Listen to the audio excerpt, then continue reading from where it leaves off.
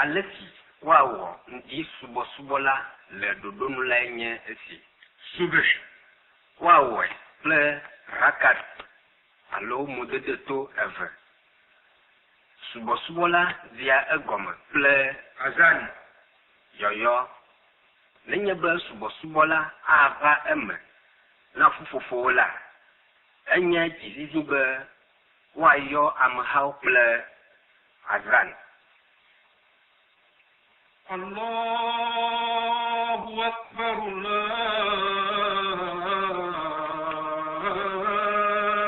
Allahu akbar mau enye gawu Allahu akbar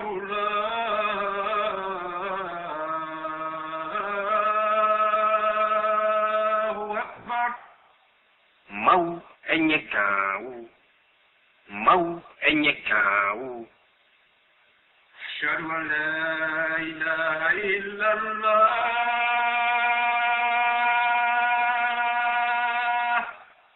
majidase to jimakaba mau bubu adeke maliko negbe mau tekako Ashhadu an la ilaha illallah majidase to jimakaba mau bubu adeke maliko negbe mau tekako أشهد أن محمدا رسول الله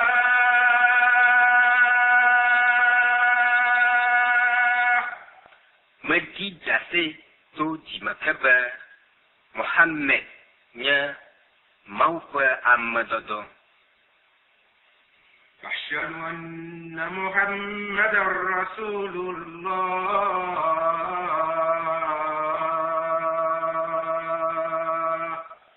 majidase to jimakaba Muhammad nya mau fa amadodo حي على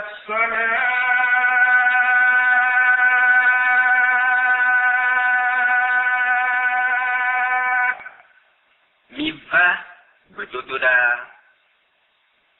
حي على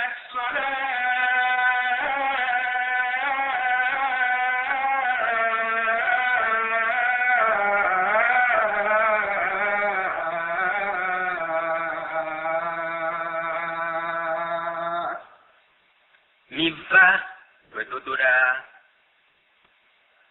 حي على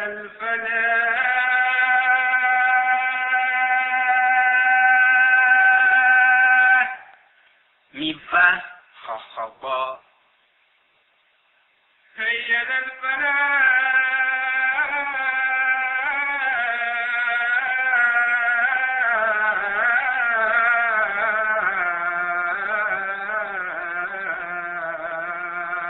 الفلاح mi va khokhabo الله أكبر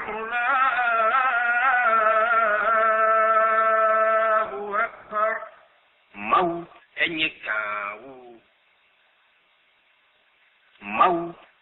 kawu لا إله إلا الله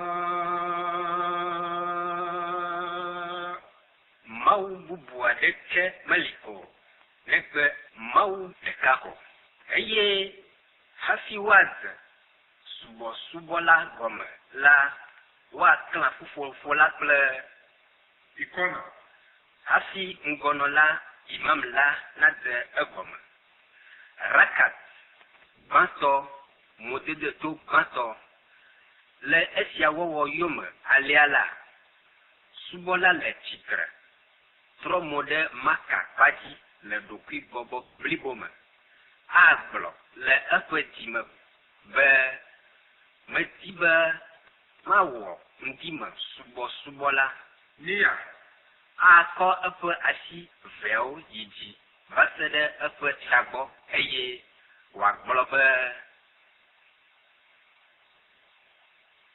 Allahu Akbar. Maou enye kan wu agatro asiao ava enye. Allo ato dusia dade miadile akota akhla Fatiha zideka ale. Bismillahir Rahmanir Rahim. Alhamdulillahi Rabbil Alamin. Ar-Rahmanir Rahim. مالك يوم الدين إياك نعبد وإياك نستعين اهدنا الصراط المستقيم صراط الذين أنعمت عليهم غير المغضوب عليهم ولا الضالين.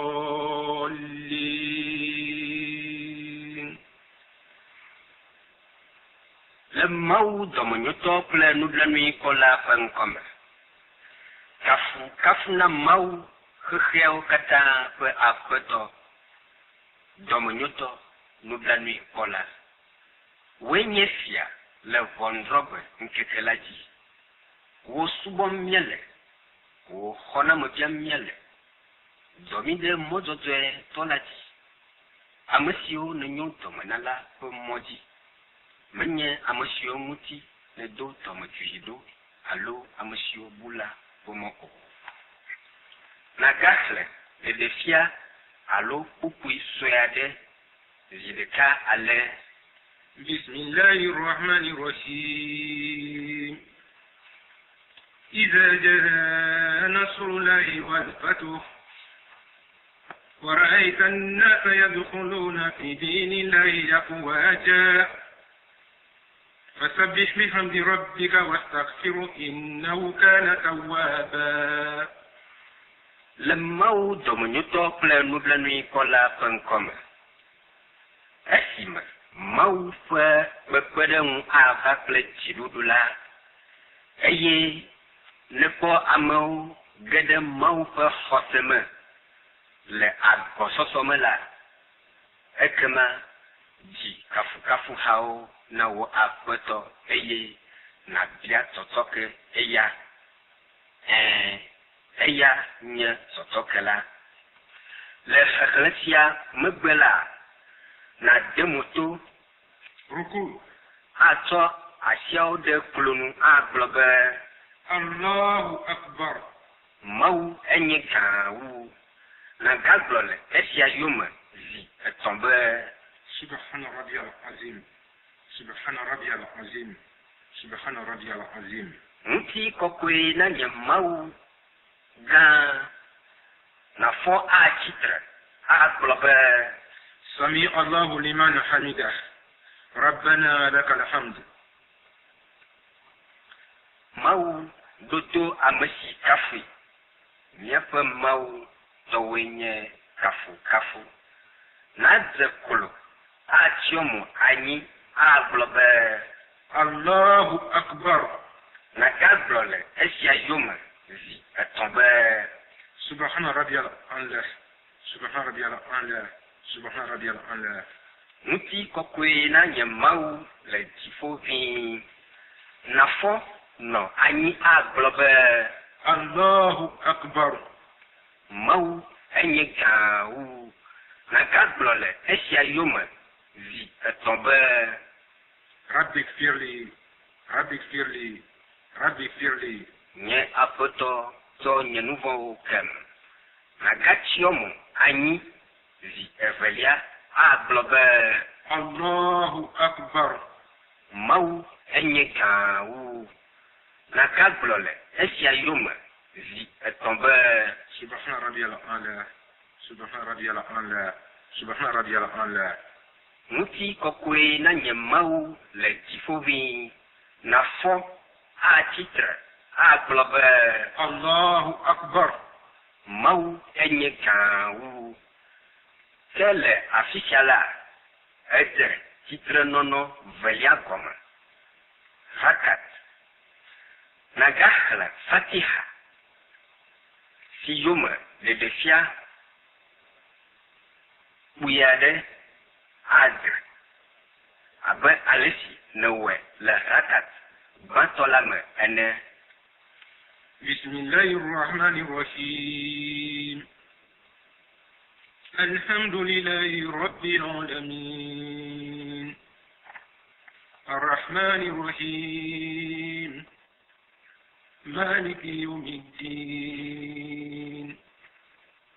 إياك نعبد وإياك نستعين اهدنا الصراط المستقيم صراط الذين أنعمت عليهم غير المغضوب عليهم ولا الضالين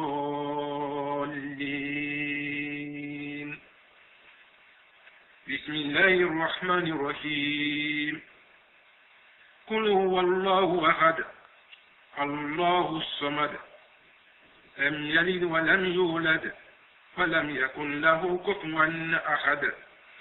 Esiawo ƒe gɔmedede enye si le Mawu dɔmenyotɔ kple nublanuikpɔla ƒe ŋkɔme. Kafu na Mawu xexiawo katã ƒe aƒetɔ, dɔmenyotɔ, nublanuikpɔla. Woe nye fia le ʋɔnudrɔ̃gbe ŋkeke la dzi. Wo subɔm míele. Wo xɔname biam míele, zɔmi ɖe mɔdodoe tɔ la dzi, ame siwo le nyo dɔmena la ƒe mɔ dzi, menye ame siwo ŋuti le do dɔmedzoe ɖo alo ame siwo bu la ƒe mɔ o. Le Mawu dɔmenyotɔ kple nublanuikpɔla ƒe ŋkɔme, gblɔ be enye Mawu ɖeka hɔ̃ɔ ko, Mawu mavɔtɔ si medzi o. Eye si womedzi hã o, eye naneke hã mesɔ kplii o. Na de moto agblɔ be Allahu Akbar. Mawu enye gã wu. Na gagblɔ le esia yome zi etɔ̃ be Subhana Rabbiyal Azim, Subhana Rabbiyal Azim, Subhana Rabbiyal Azim. Ŋuti kɔkɔe na nye Mawu gã. Na fɔ atsitre agblɔ be Sami Allahu liman hamida. Rabbana lakal hamd. Mawu ɖo to ame si kafu. Míaƒe Mawu tɔwoe nye kafukafu. Na de klo atsyɔ mo anyi agblɔ be Allahu Akbar. Mawu enye gã wu.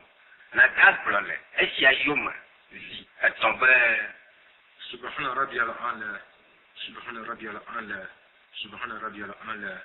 Ŋuti kɔkɔe na nye Mawu le dziƒo ʋĩi.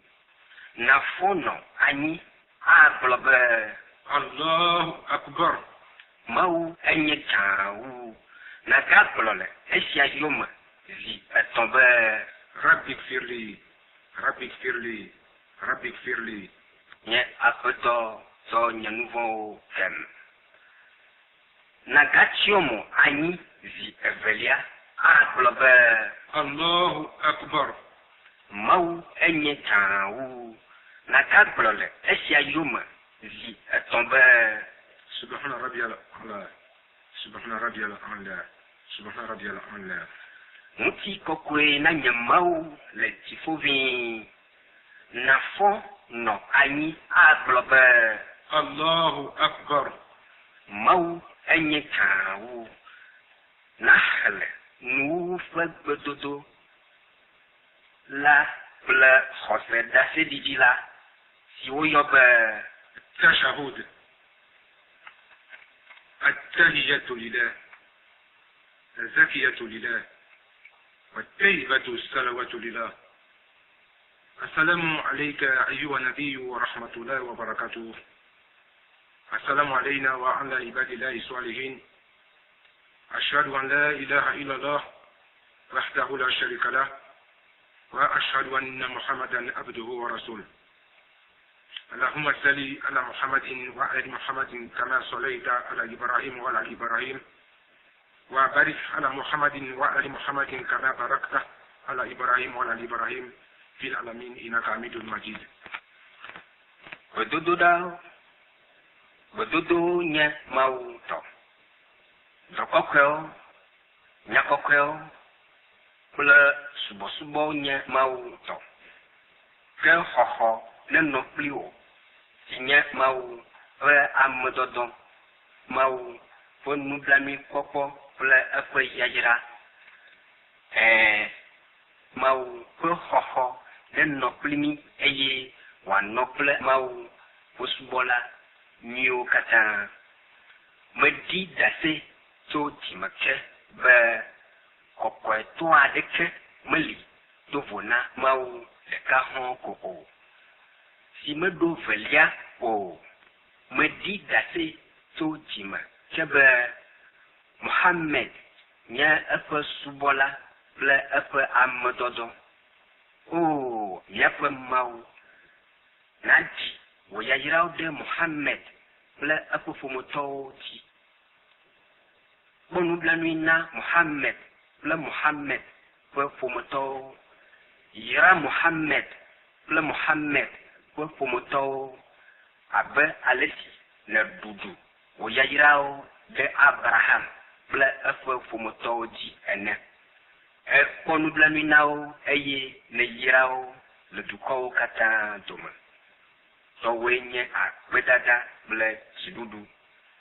Le esia xexlẽ vɔ megbe la, natrɔ mo ɖe ɖusime agblɔ be Assalamu alaikum wa rahmatullah. Nagatrɔe ɖe miame agblɔ be Assalamu alaikum wa rahmatullah.